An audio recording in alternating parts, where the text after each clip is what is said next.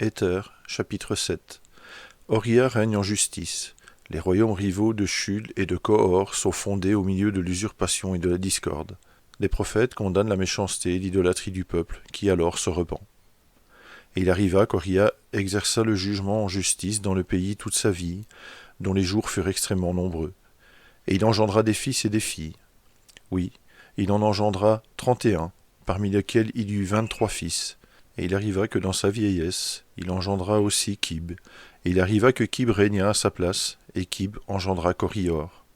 Et lorsque Corior eut 32 ans, il se rebella contre son père, et passa au pays de Néor, et y demeura.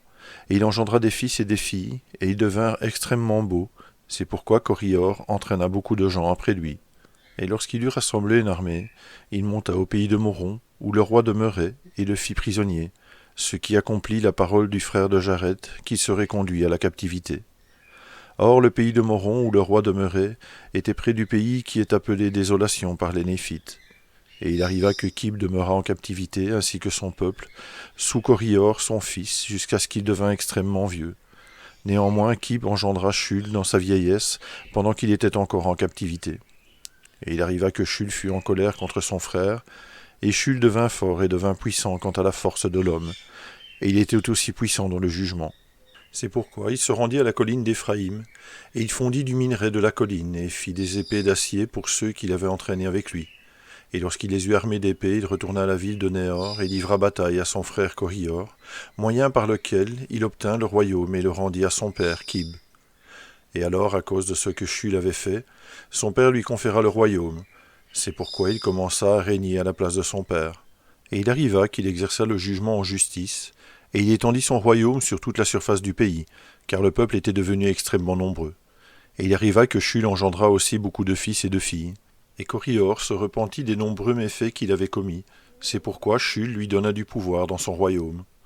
Et il arriva que Corior eut beaucoup de fils et de filles, et parmi les fils de Corior, il y en eut un dont le nom était Noé. Et il arriva que Noé se rebella contre Shul, le roi, et aussi contre son père Corior, et entraîna Kohor, son frère, et aussi tous ses frères, et une grande partie du peuple. Et il livra bataille à Shul, le roi, grâce à quoi il obtint le pays de leur premier héritage, et il devint roi de cette partie du pays. Et il arriva qu'il livra de nouveau bataille à Shul, le roi, et il prit Shul, le roi, et l'emmena en captivité à Moron. Et il arriva que comme il était sur le point de le mettre à mort, les fils de Shul se glissèrent de nuit dans la maison de Noé, et le tuèrent, et brisèrent la porte de la prison, et firent sortir leur père, et le mirent sur son trône dans son royaume. C'est pourquoi les fils de Noé édifièrent son royaume à sa place. Néanmoins, ils n'obtinrent plus de pouvoir sur Shul le roi, et le peuple, qui était sous le règne de Shul le roi, prospéra extrêmement et devint grand. Et le pays fut divisé, et il y eut deux royaumes, le royaume de Shul et le royaume de Kohor, fils de Noé. Et Kohor, fils de Noé, commanda à son peuple de livrer bataille à Shul, bataille au cours de laquelle Shul les battit et tua Kohor. Et maintenant, Kohor avait un fils, qui était appelé Nimrod. Et Nimrod remit le royaume de Kohor à Shul, et il trouva faveur aux yeux de Shul. C'est pourquoi Shul lui accorda de grandes faveurs, et il fit dans le royaume de Shul selon son désir. Et aussi sous le règne de Shul, des prophètes envoyés par le Seigneur vinrent parmi le peuple, prophétisant que la méchanceté et l'idolâtrie du peuple entraînaient une malédiction sur le pays, et qu'il serait détruit s'il ne se repentait pas. Et il arriva que le peuple injuria les prophètes et se moqua d'eux, et il arriva que le roi Shul fit passer en jugement tous ceux qui injuriaient les prophètes. Et il décréta une loi dans tout le pays, qui donnait aux prophètes le pouvoir d'aller où ils voulaient, et à cause de cela le peuple fut amené au repentir.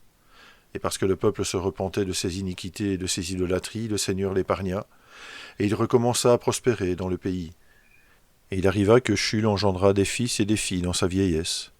Et il n'y eut plus de guerre du temps de Shul, et il se souvint des grandes choses que le Seigneur avait faites pour ses pères, en leur faisant traverser le grand abîme jusqu'à la terre promise.